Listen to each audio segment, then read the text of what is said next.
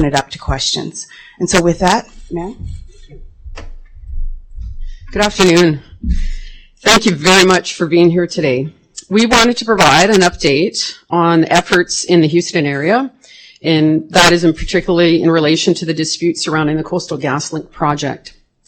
Since the release of the decision of Madame Justice Church on December 31st pertaining to the BC Supreme Court injunction, we resumed efforts to engage in meetings and discussions with all stakeholders involved: the hereditary chiefs, elected chiefs and council, Coastal GasLink, various levels of government, and other impacted parties. Over the last 5 weeks, it's been a priority for me as the commanding officer to be available for dialogue.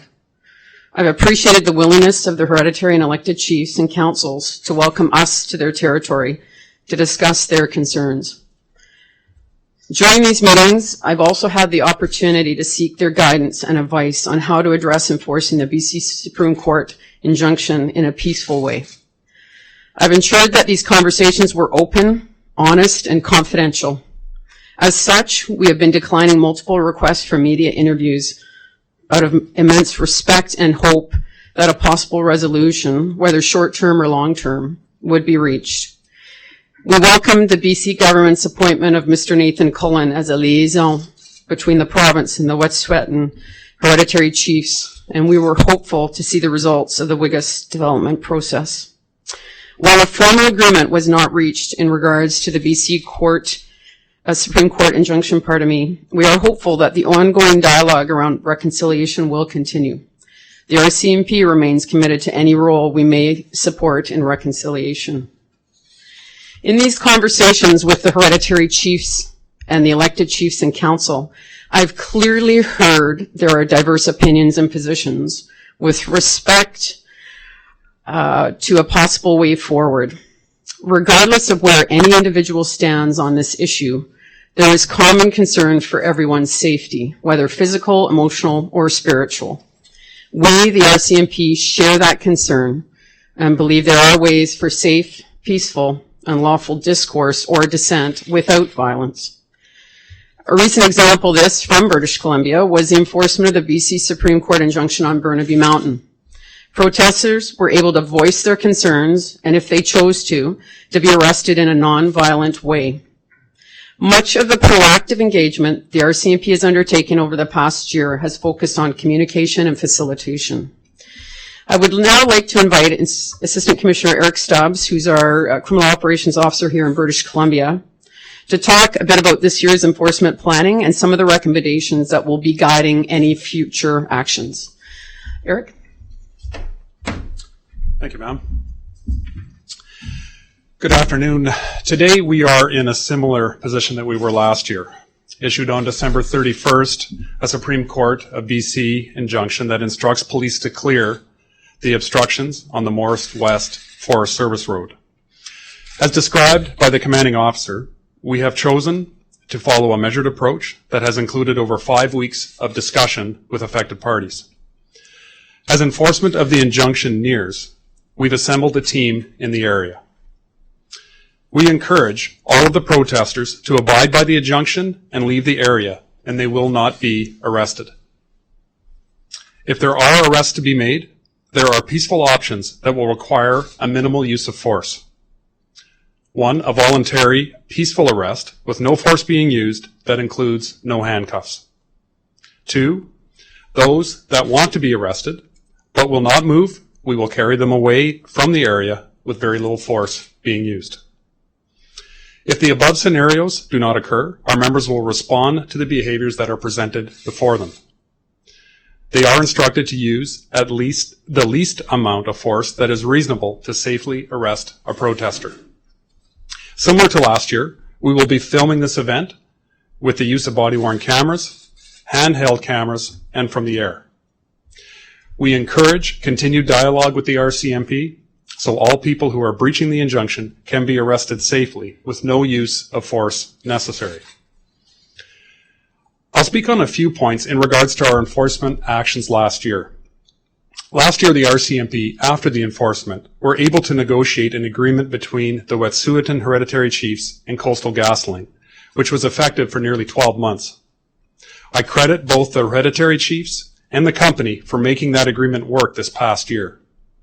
As well, our constant presence in the area throughout 2019 assisted both parties in managing a few issues that surfaced during the year. Last year, I ordered an after-action review, which included recommendations for improvement and best practices to adopt. The review resulted in 32 recommendations in various areas of the operation. Since the completion of the review, we have shared the key results with some First Nations leaders, with the Office of the Wet'suwet'en, and the Civilian Reviews and Complaints Commission of the RCMP. While I won't discuss each recommendation, I'll explain some of the important areas that were raised by the various parties. The issue surrounding the RCMP's lawful authority to enforce the injunction has been raised. The review provided this context, and I'll quote a few sentences from the review as it applies to this year as well. Orders and injunctions from the Supreme Court of British Columbia are not optional invitations or suggestions for the parties and the police. Instead, they are mandatory directions from the court. Police are not at liberty to choose which law to follow. As well, police do not have the option of refusing to enforce court orders and injunctions, nor can they delay that action indefinitely. These are key statements that the RCMP have to adhere to.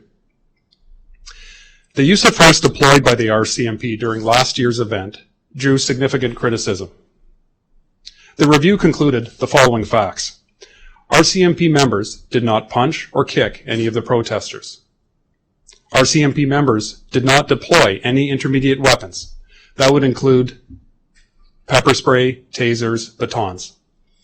Of course, firearms were not used.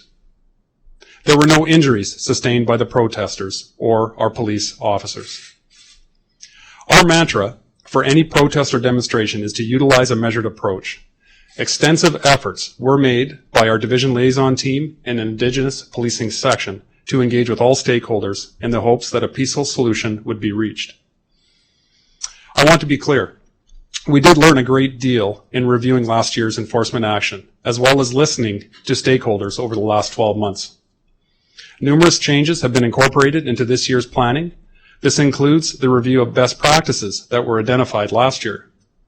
For example, cultural awareness training was provided to all deployed members. This training occurred last weekend by a local elder. In closing, again, I want to encourage continued dialogue with the RCMP so all people who are breaching the injunction can be arrested safely with no use of force necessary. Thank you.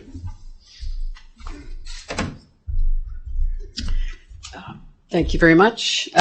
So in closing, I think coming back to the key points that need to be emphatically stated, there's been significant efforts made by the RCMP to facilitate dialogue between all individuals in the last year.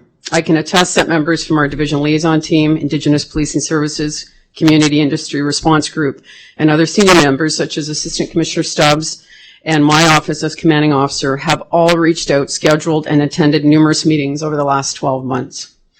Equally, over the last 5 weeks, we've been exercising the limited discretion given by the Supreme Court on when and how to enforce the court-ordered injunction.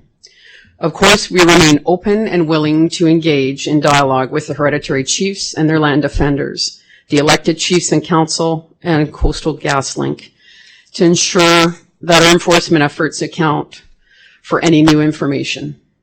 We are continuing with our plans for enforcement in the near future in order to ensure we have the right people and resources available to us if and when needed.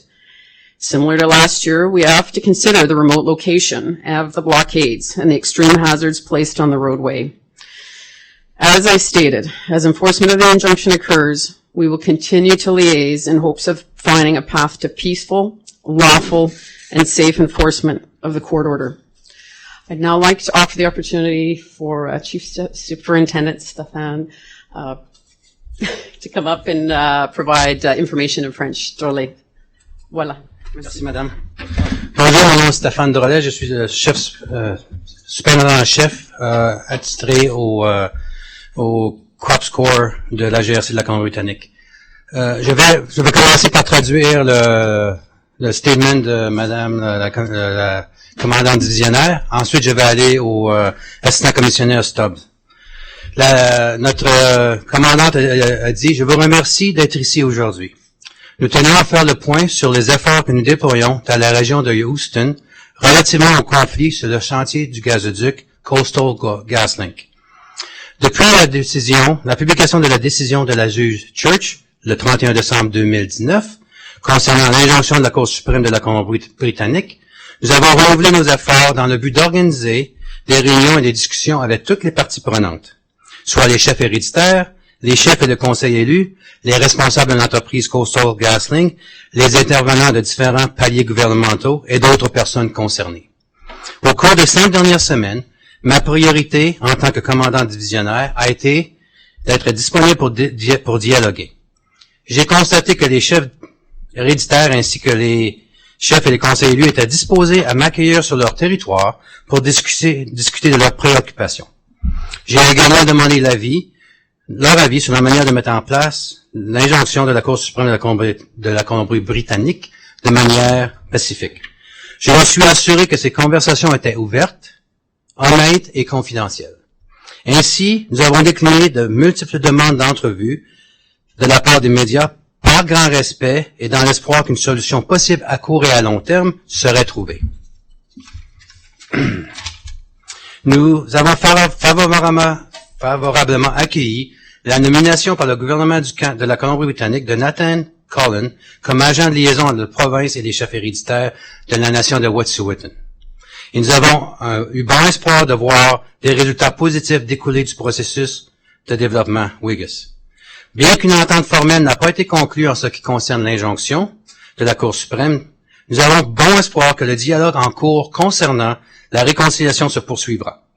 La Gendarmerie royale du Canada reste déterminée à jouer tout rôle qui pourrait favoriser la réconciliation. Au cours des conversations avec les chefs héréditaires et les chefs de conseil élus, j'ai clairement constaté qu'il existe des options et des positions diverses quant à une éventuelle solution. Quelle que soit la position de chacun sur le sujet, il existe une préoccupation commune pour la sécurité de tous. Qu'elle soit physique, émotionnelle ou spirituelle. La GRC partage cette préoccupation et croit qu'il existe des moyens, sans violence, d'assurer la sécurité, la paix et le respect de la loi dans les discussions ou les divergences d'opinion. Un exemple récent, en Colombie-Britannique, est la mise en application de l'injonction de la Cour suprême de la Colombie-Britannique sur le mont Burnaby. Les manifestants ont pu exprimer leurs préoccupations et s'ils souhaitaient être arrêtés, ils pouvaient être arrêtés de manière non violente. La majeure partie de l'engagement proactif de la GRC a pris au cours de l'année dernière s'est concentré sur la communication et la médiation, tout en luttant contre la désinformation. Maintenant, je vais lire la déclaration du assistant commissionnaire Stubbs. Aujourd'hui, nous sommes dans une session semblable à celle de l'année dernière. Le 31 décembre 2019, de la Cour suprême de la Colombie-Britannique a délivré une injonction demandant à la police de retirer les entraves sur le chemin de service forestier Maurice-Ouest. Nous avons encore une fois choisi de suivre une approche mesurée qui a compris plus de 5 semaines de discussion entre les parties concernées. Cependant, à l'approche de la mise en œuvre de l'injonction, nous avons rassemblé une équipe de la région. Nous encourageons tous les manifestants à respecter l'injonction et à quitter la zone et ils ne seront pas arrêtés. Si des arrestations doivent être effectuées, il existe des options pacifiques qui nécessiteront un recours minimal à la force. Premièrement, une arrestation pacifique volontaire sans recours à la force et sans menottes. Ceux qui consentent à être arrêtés, mais qui ne veulent pas bouger, seront emmenés loin de la zone avec très peu de force. Si les scénarios ci-dessus ne se produisent pas, nos membres réagiront au comportement auquel ils seront confrontés.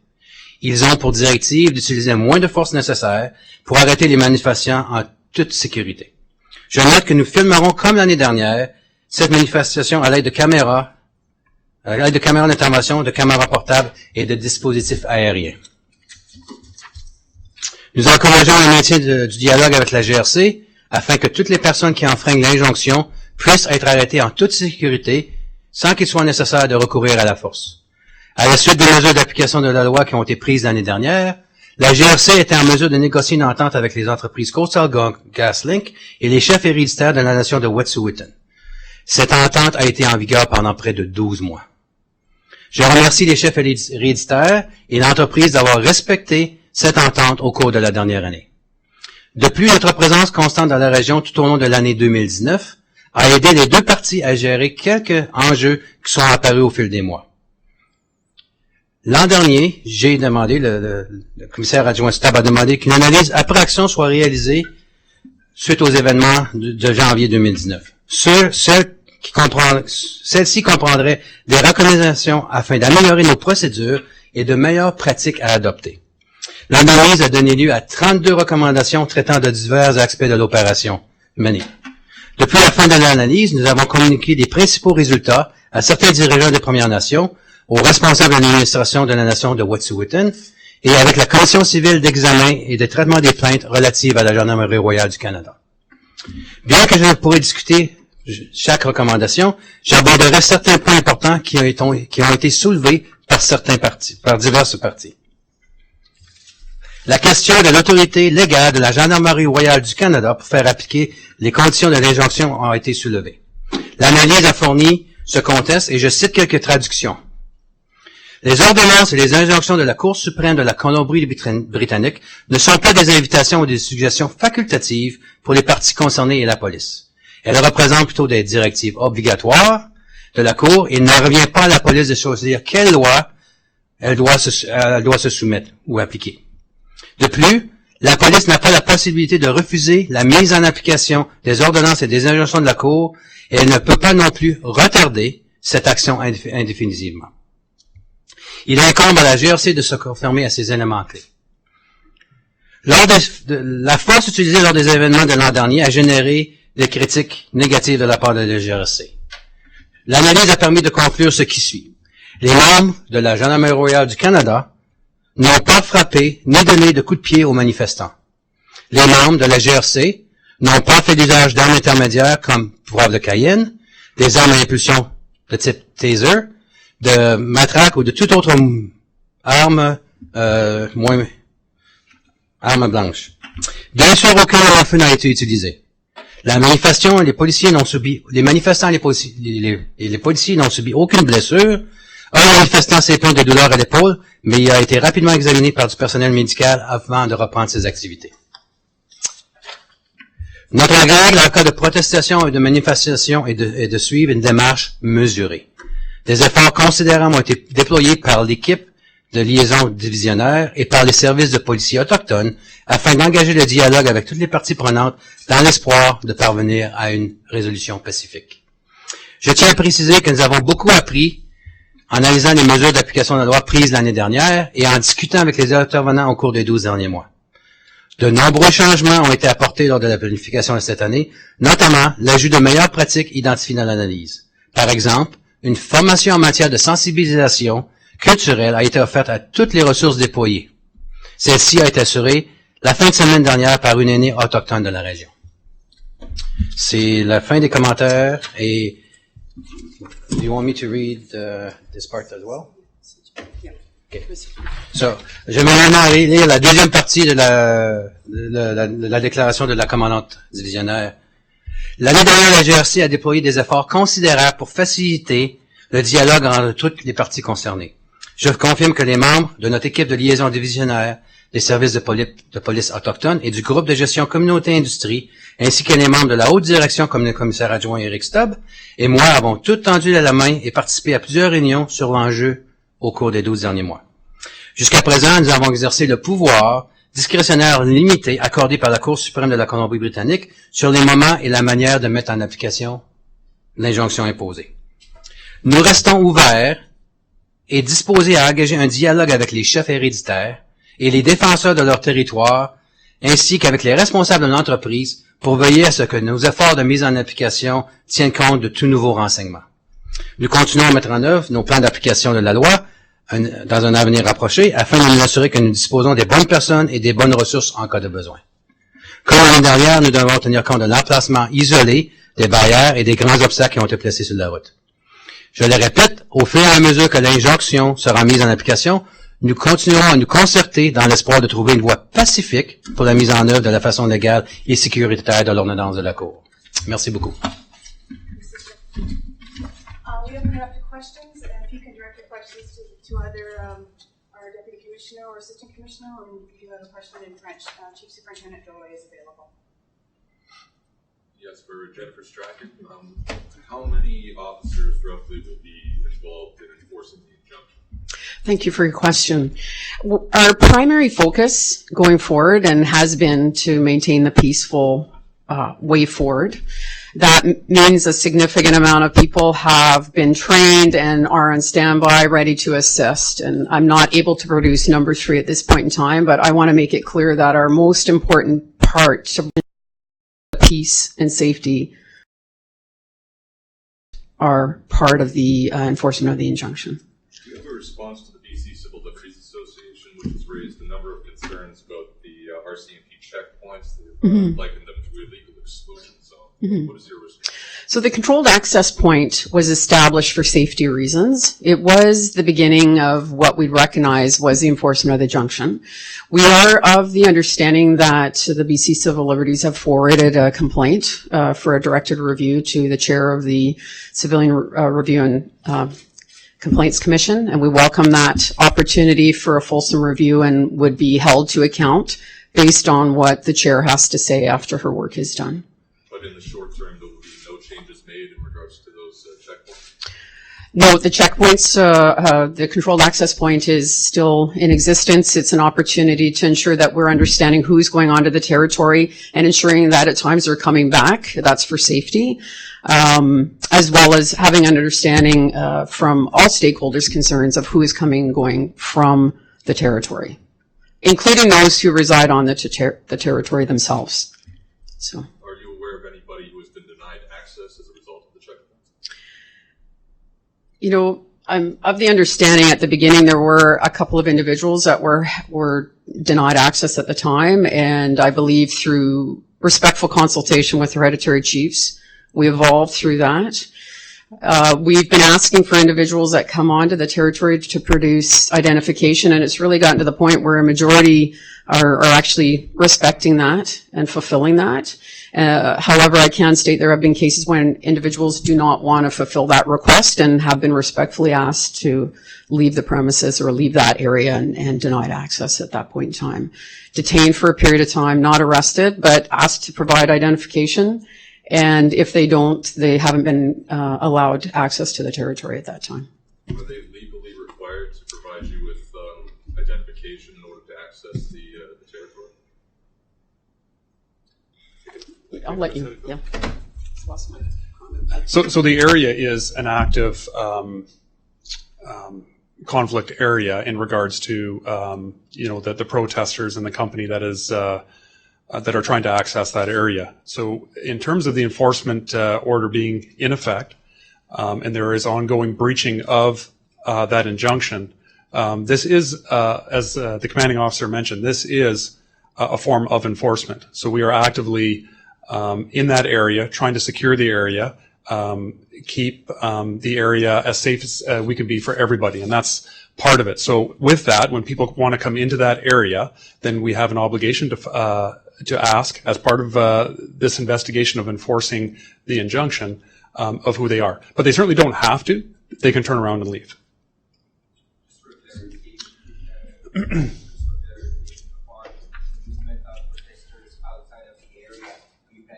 Revenue timelines as to removing the access point, the control point, or it's going to be there for a long time? No, certainly when the road, when the conditions of the injunction are met, and the road has been cleared, be it whether we have to do that through enforcement or through whether that's done voluntarily, and the tensions in the area, and we're comfortable that everybody will be safe, there certainly will be a reassessment of the status of our control access point.